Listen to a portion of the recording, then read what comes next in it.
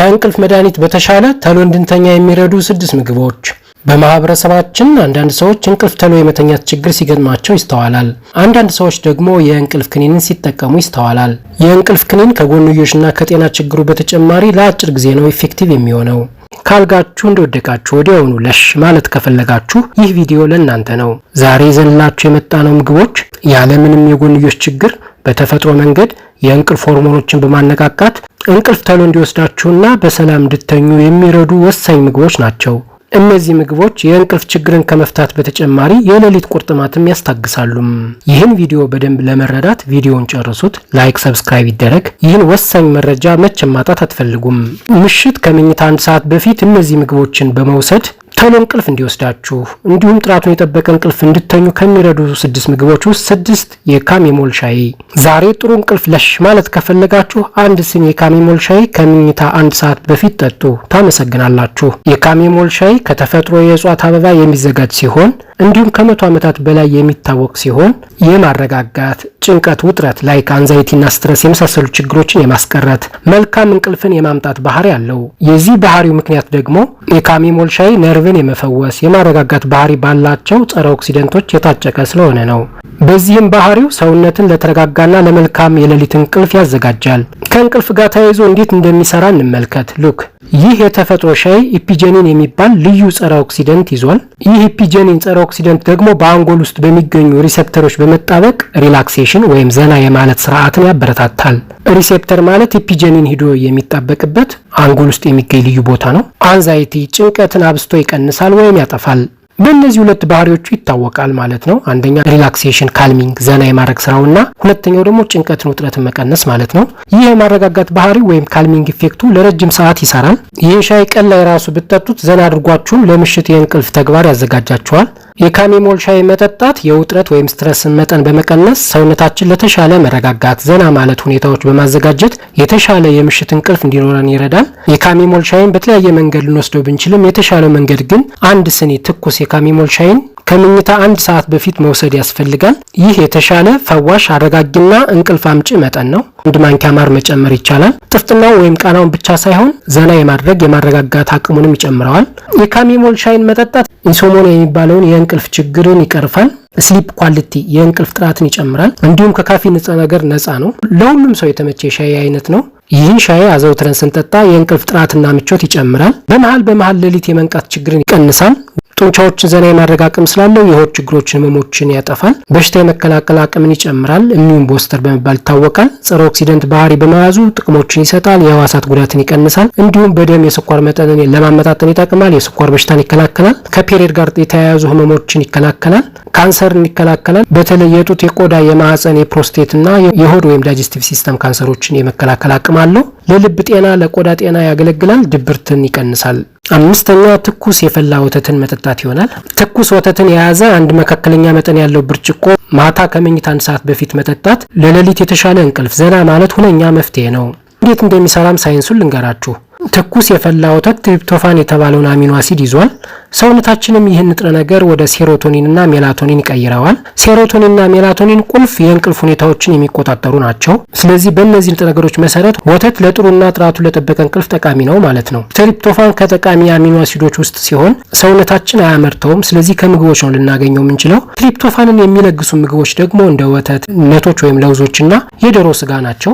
አንዴ ትሪፕቶፋን ወደ ደም ስር ከገባ ቀጥታ ወደ አንጎል ነው የሚጓዘው። ገራሚው ነገር ደግሞ ትሪፕቶፋን የሴሮቶኒን ፕሪከርሰር ነው። በአንጎላችን እንቅልፍ ወይም ስሊፕን፣ ሙድን ወይም ስሜትን የሚቆጣጠር ነው። ሴሮቶኒን ወደ ሰውነታችን ሲግናል ወይም መልእክት በመላክ ለሰውነታችን ይህ ሰዓት ረጋ ዘና የምንልበት ሰዓት ነው ብሎ ይነግረዋል። ይህ ብቻ አይደለም። ሴሮቶኒን ለሜላቶኒን መመረት መሰረት ሲሆን ሜላቶኒን ደግሞ ስሊፒንግ ሆርሞን ወይም የእንቅልፍ ሆርሞን በመባል ይታወቃል። ሜላቶኒን የእንቅልፍ ስርዓትን የመተኛና የመንቂያ ስርዓት ሳይክልን ይቆጣጠራል፣ ጋይድ ያደርጋል። የምንነቃበት የምንተኛበት ማለት ነው። በትሪፕቶፋን የበለጸጉ ምግቦችን ስትመገቡ የሴሮቶኒንና የሜላቶኒን መጠን በአንጎል ውስጥ ይጨምራል። ይህ ሁኔታ ደግሞ በቀላሉ እንቅልፍ እንዲወስዳችሁ ከተኛችሁም በኋላ ጥራቱ የጠበቀ እንቅልፍ እንድተኙ ይረዳል። ትኩስ የፈላ ወተትን የያዘ 1 ሰፋ ያለ ስኒ ወይም 1 መካከለኛ መጠን ያለው ብርጭቆ ወተት መጠጣት እስካሁን ያየናቸውን ጥቅሞች ለማግኘት ይረዳል። ከምኝታ ከ1 ሰዓት በፊት መውሰዳችሁ ሰውነታችን ቅድመ ዝግጅቱ እንዲያደርግና ለእንቅልፍ እንዲዘጋጅ ይረዳል። ማርን፣ ሲናሞንና እርድን ወተት ላይ በመጨመር መውሰድ ይበልጥ ጥቅሙን ይጨምረዋል። አራተኛ ኦትሜልን ወይም አጃን መውሰድ ይሆናል። ይህ ጥሩ ምግብ ምቾትን በመስጠት ቶሎ እንድተኙና ለረጅም ሰዓት በጥራት እንድተኙ ይረዳችኋል። ኦትሜል ወይም አጃ ትሪፕቶፋን ስለያዘ እንቅልፍን የሚቆጣጠሩትን የአንጎል ንጥረ ነገር ላይክ እንደ ሴሮቶኒንና ሜላቶኒንን ለመጨመር ይረዳል። ኦትሜልን ስትመገቡ በዚህ ምግብ የሚገኘው ትሪፕቶፋን ወደ ሴሮቶኒን በሰውነታችን ውስጥ ይቀየራል። ሴሮቶኒን ደግሞ የሜላቶኒን መመረትን ያፋጥናል። ይህ ሂደት በቀላሉ እንቅልፍ እንዲወስዳችሁ ጥራት ያለው እንቅልፍ እንድተኙ ይረዳል። በተጨማሪም አጃ የረሃብ ስሜትን ስለሚቀንስ ከረሃብ ጋር የተያያዙ የሌሊት መንቃትን ይከላከላል። አጃ ከፍተኛ የማግኒዚየምና የዚንክ መጠንን ይዟል። ማግኒዚየም ጡንቻዎችን እንዲሁም የነርቭ ስርዓቶችን ዘና ስለሚያደርግ ሰውነታችሁን ለእንቅልፍ ያዘጋጃል። በምትተኙበት ሰዓትም ቶሎ ይወስዳችኋል ማለት ነው። ዚንክ ደግሞ የሜላቶኒን መመረትን ስለሚያፋጥን የእንቅልፍ ሁኔታዎችን ፓተርኖችን ይቆጣጠራል። ምሽት ላይ ከመኝታ ሰዓታችሁ 1 ሰዓት በፊት ኦትሜልን ወይም አጃን መመገብ የንጥረ ነገር ወይም የሆርሞኖች መጠንን በአንጎል በመጨመር ሲግናል ወይም መልእክቶችን ወደ ሰውነታችን የመላክ ሂደትን ያፋጥናል። የእንቅልፍ ሰዓት መሆኑን ለሰውነት ያሳውቃል። ይህ ማለት እንቅልፍ እንዲወስደን ይረዳናል ማለት ነው። አጃን ወይም ኦትሜልን ከሙዝ ጋር ከወተት ጋር መውሰድ ጥቅሙን ይጨምረዋል። ሶስተኛ ሙዝ ጥሩ የሌሊት እንቅልፍ እንድንተኛ በሚያስችሉ ኒውትረንቶች ወይም ንጥረ ነገሮች የተሞላ ነው። ሙዝ ከእንቅልፍ ጋር ተያይዞ እንዴት ስራውን ይሰራል የሚለውን ስናይ ሙዝ በፖታሲየም እና በማግኒዚየም የተሞላ ነው። እነዚህ ሁለት ማዕድናት ጡንቻዎችን ዘና እንዲሉ፣ የነርቭ ስርዓት እንዲረጋጋ የሚያስችሉ ወሳኝ ማዕድናት ናቸው። ስለሆነም ሰውነታችን ከምኝታ በፊት ራሱን ያዘጋጃል፣ ስንተኛም ቶሎ እንዲወስደን ይረዳል። ሁለቱ ማዕድናት ቦዲስ ናቹራል ሪላክሳንት በመባል ይታወቃሉ። በተፈጥሮ ሰውነትን ዘና የሚያደርግ ማለት ነው። የሙዝ ጥራቱን የጠበቀ እንቅልፍ መስጠት ከቫይታሚን ቢ6 መኖር ወይም መያዝ ጋር ይያያዛል። ቫይታሚን ቢ6 ለኒውሮትራንስሚተር መመረት ይጠቅማል፣ የሴሮቶኒንና የሜላቶኒን መመረትን ጨምሮ ማለት ነው። እንዴት ስራውን ይሰራል የሚለውን ስናይ ቫይታሚን ቢ6 በሙዝ የሚገኘውን ትሪፕቶፋን ወደ ሴሮቶኒን በሰውነት ውስጥ ይቀይራል። ሴሮቶኒን ሁለት ጥቅም ሲኖረው አንደኛው ፊል ጉድ ጥሩ ስሜት እንዲሰማን ሪጉሌት ሙድ ስሜትን ለመቆጣጠር ይጠቅማል። ሌላው ደግሞ ወደ ሜላቶኒን ይቀየራል፣ ሜላቶኒን ለመፍጠር ይጠቅማል ማለት ነው። ሜላቶኒን ደግሞ ስሊፕ ሆርሞን የእንቅልፍ ሆርሞን በመባል ይታወቃል። ምክንያቱም የእንቅልፍ ሳይክልን ስሊፕ አዌክ ሳይክል ይቆጣጠራል፣ የምንነቃበት የምንተኛበት ሰዓትን ማለት ነው። የሜላቶኒን ወደ ሰውነት ወደ ደም መለቀቅ ማለት ሰዓቱ የእንቅልፍ ሰዓት ነው፣ ዘና ማያ ሰዓት ነው ማለት ነው። የቫይታሚን ቢ6 መጠን በደንብ በሰውነታችን ውስጥ መኖር የተጠቀሰው ሂደት ጠንካራ እንዲሆን የንጥረ ነገሮች መጠን እንዲጨምር ያስችላል። ሙድን ብቻ ሳይሆን የእንቅልፍ ጥራትን ይጨምራል፣ የእንቅልፍ ሰዓትንም ይቆጣጠራል። በቀላሉ እንድንተኛ እንዲሁም ለረጅም ሰዓት ያለመቆራረጥ እንድንተኛ ይረዳል። ሙዝን ከመኝታ 1 ሰዓት በፊት መውሰድ በተፈጥሮ መንገድ የእንቅልፍ ጥራትንና ቶሎ እንቅልፍ የመተኛት አቅምን ጨመራችሁ ማለት ነው። ሁለተኛ አልሞንድ ይሆናል። ስለ አልሞንድ ብዙ ነገር ብለናል። ምሽት ከመኝታ 1 ሰዓት በፊት በአንድ እጅ የሞላ አልሞንድን መውሰድ ለተሻለና ጥራቱን ለጠበቀ እንቅልፍ ቁልፍ ምግብ ነው። አልሞንድ የነት ወይም የለውዝ ዝርያዎች ውስጥ ሲሆን በማግኒዚየም የታጨቀ ነው። ማግኒዚየምን በመያዝ ወደር የለውም። ይህ ማዕድን ሰውነታችን ዘና እንዲል የተሻለና ጥራቱን የጠበቀ እንቅልፍ እንዲወስደን ቁልፍ ሚና ይጫወታል። በተጨማሪም ይህ ወሳኝ ማዕድን የጡንቻን ተግባር ለመቆጣጠር የነርቭ ስርዓት ጤናን ለማስጠበቅ በጣም ጠቃሚ ነው።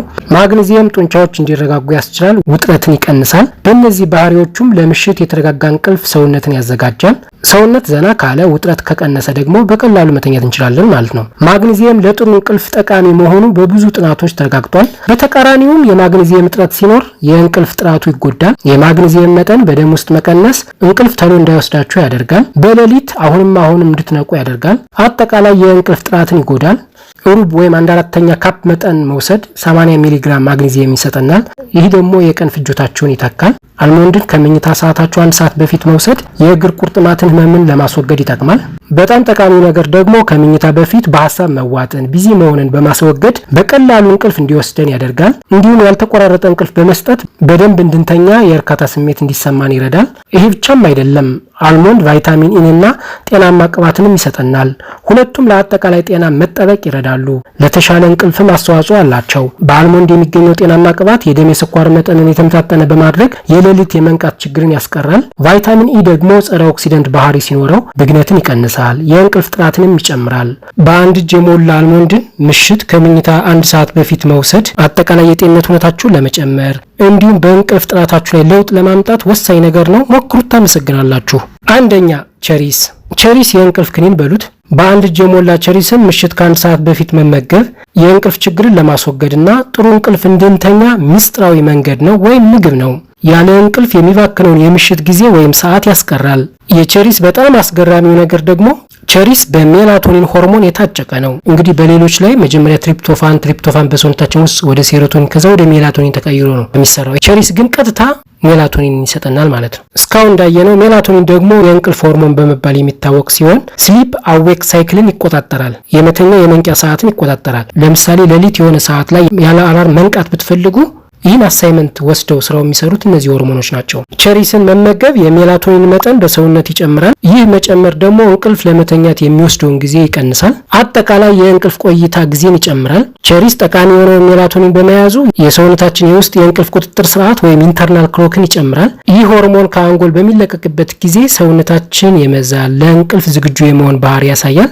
በአንድ እጅ የሞላ ቸሪስን ወይም ከ10 እስከ 15 ቸሪስን መውሰድ በደም ውስጥ የሜላቶኒን መጠን እንዲጨምር ይረዳል። ሰውነታችሁ የተፈጥሮ የእንቅልፍ ስርዓት እንዲይዝ ይረዳል። ሌላው የቸሪስ አስገራሚ ነገር ቸሪስ አንቶሲያኒን የተባለውን ጸረ ኦክሲደንት በመያዙ ብግነትን ለመቀነስ ይረዳል። ለአጠቃላይ የሰውነት ጤንነት ይጠቅማል። ይህም በተዘዋዋሪ ሰውነታችን ከቀን ውጥረት፣ ጭንቀት እንዲመለስ በማድረግ ለተሻለ እንቅልፍ መንገድ ይከፍታል። አጠቃላይ ደህንነታችሁን ይጨምራል። ፍሬሽ የሆነ ቸሪስን ተጠቀሙ። በጁስ መልክ ቢሆን ደግሞ ይመረጣል። አንድ ካፕ ቸሪስን ወይም በአንድ እጅ የሞላ ቸሪስን ወይም ግማሽ ካፕ የቸሪስ ጁስን ከእንቅልፍ ሰዓታችሁ ከ1 ሰዓት በፊት መውሰድ እንቅልፋችሁን ተፈጥሯዊ፣ በቀላሉ የምተኙ እንዲሁም ጥራቱን የጠበቀ እንቅልፍ ለመተኛት ሁነኛ መፍትሄ ነው። ውድ አድማጮች ምግቦች መድኃኒት ናቸው፣ ስለዚህ ተመገቧቸው።